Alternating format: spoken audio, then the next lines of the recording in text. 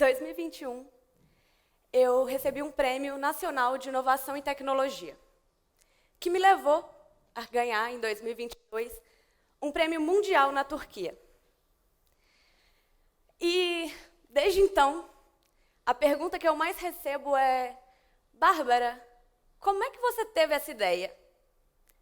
E a forma mais simples de explicar isso, que eu consegui, é contando um pouco da minha história.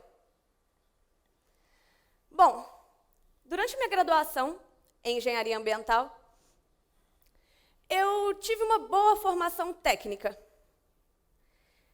E eu vivia ali numa certa zona de conforto. Apesar da cobrança constante com provas e notas, meu objetivo era simples: obter um diploma e seguir uma carreira bem-sucedida. Mas alguma coisa ali me incomodava. Eu sentia que aquela formação era, de certa forma, engessada. E, apesar de fazer algumas atividades extracurriculares e ter um bom convívio social, eu vivia dentro de uma bolha. Então, depois que eu me formei, consegui o meu diploma, eu resolvi romper essa bolha e ir para o mundo. Mais especificamente, para Nova York. É aí que começa a minha história com a água. Bom, quando eu cheguei em Nova York, eu pude vivenciar um turbilhão de experiências diferentes.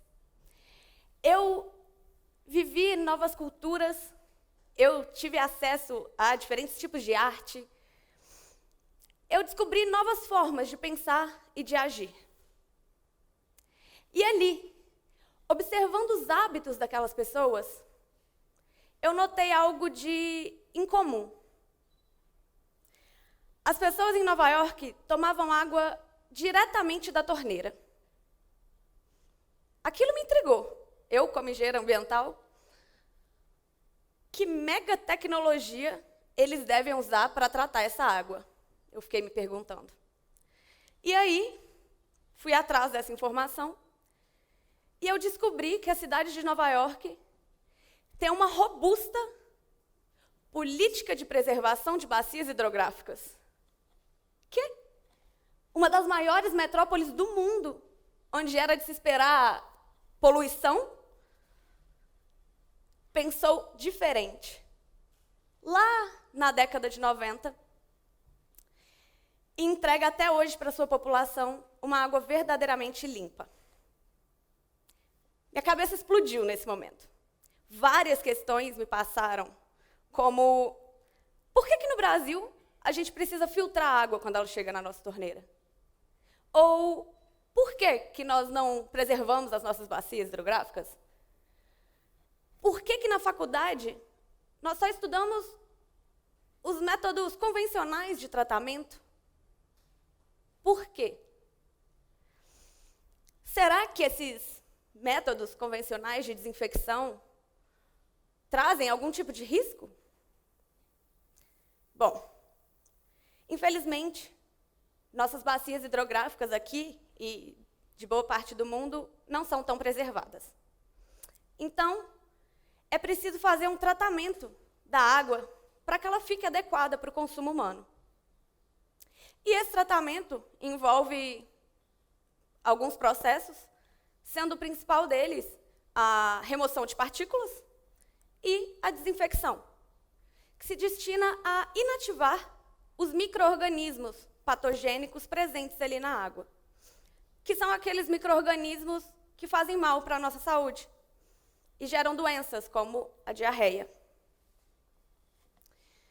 E o principal processo, mais usado dessa desinfecção é ou o processo físico ou adição de agentes químicos, como cloro, que é o mais usualmente utilizado. E, de acordo com dados da Ciságua, 21% dos municípios que enviam os dados para a Ciságua, ou seja, não são todos os municípios brasileiros que enviam os dados para esse sistema de avaliação de qualidade de água no Brasil, mas dos que enviam, 21% apresentam subprodutos da desinfecção acima do limite de segurança. Ou seja, a gente acaba com um problema, mas acaba podendo gerar outros. Porque esses subprodutos da desinfecção podem acarretar outras doenças, como câncer. Eu fiquei um pouco incomodada com isso, mas, segundo José Saramago, é preciso sair da ilha para a gente poder ver a ilha. E sim, quando eu saí da minha ilha, eu pude ver muita coisa de forma diferente. Mas eu pensei, eu ainda posso fazer alguma coisa lá dentro da minha ilha. E foi quando eu decidi voltar para a universidade para cursar um mestrado. Só que depois de pensar, nossa, é tão importante a gente pensar de forma diferente, a disrupção é tão importante, eu não ia fazer um mestrado na minha mesma área. Então, eu decidi fazer um mestrado em engenharia de materiais. E aí, ao começar o mestrado, eu procurei um professor que não tinha medo de estudar coisas novas e um laboratório que já tinha um perfil inovador. E nós começamos a estudar uma nova tecnologia para tratar a água, usando a radiação azul. Esse estudo foi muito legal. Eu comecei a me interessar muito e pesquisar cada vez mais e me aprofundar no tema. Mas quanto mais eu me aprofundava no tema, mais chocada eu ficava com os dados que eu via. 2,2 bilhões de pessoas não têm acesso à água potável no mundo. No Brasil, 35 milhões de pessoas vivem nessa realidade. Ou seja, 1 a cada 6 brasileiros estão nessas condições. Isso gera uma coisa ainda pior, que são a cerca de 1,5 milhões de pessoas que morrem todos os anos por doenças diarreicas. E quando eu vi esses dados, eu pensei, esse estudo não é o suficiente. Eu preciso fazer mais. Eu preciso inovar para levar água até essas pessoas. E aí, eu desenvolvi um tratamento portátil de água. Uma garrafa que filtra e esteriliza a água usando radiação azul. E seu sistema elétrico é todo carregado por energia solar. Assim, as pessoas que não têm acesso à água, que talvez também não tenham acesso à energia elétrica, também podem utilizá-la. E agora tem alguns de vocês me olhando com uma cara de... Nossa, deve ser um transformer essa garrafa, né? E outras pessoas simplesmente pararam de ouvir quando eu disse radiação, tendo uma imagem semelhante a essa na cabeça. Mas não. A radiação azul não é nociva ao ser humano. Ela é um tipo de luz visível que nós somos frequentemente submetidos no nosso dia a dia. E, para ficar mais claro essa imagem na cabeça de vocês, eu trouxe o protótipo da garrafa para vocês poderem ver.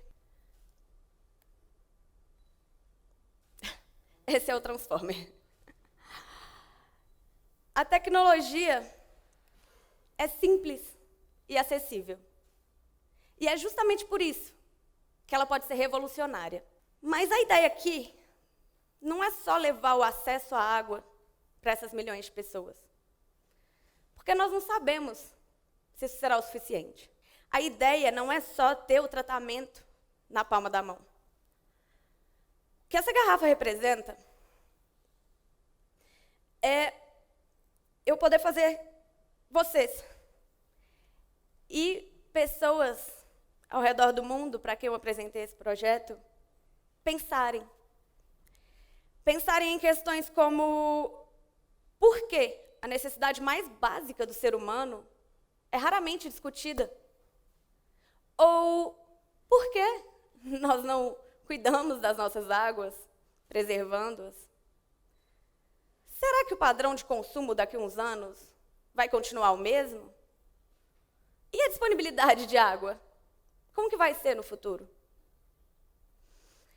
Bom, são diversas questões que a gente pode pensar, e isso só a respeito de água. Mas, novamente, a grande questão aqui não é essa. O que essa garrafa representa é a conscientização na palma da nossa mão. De que nós devemos olhar para outras realidades com empatia. E de que nós podemos e devemos sair da nossa ilha e pensar diferente, promovendo inovações. É assim que a gente vai tornar o mundo um lugar melhor. Obrigada.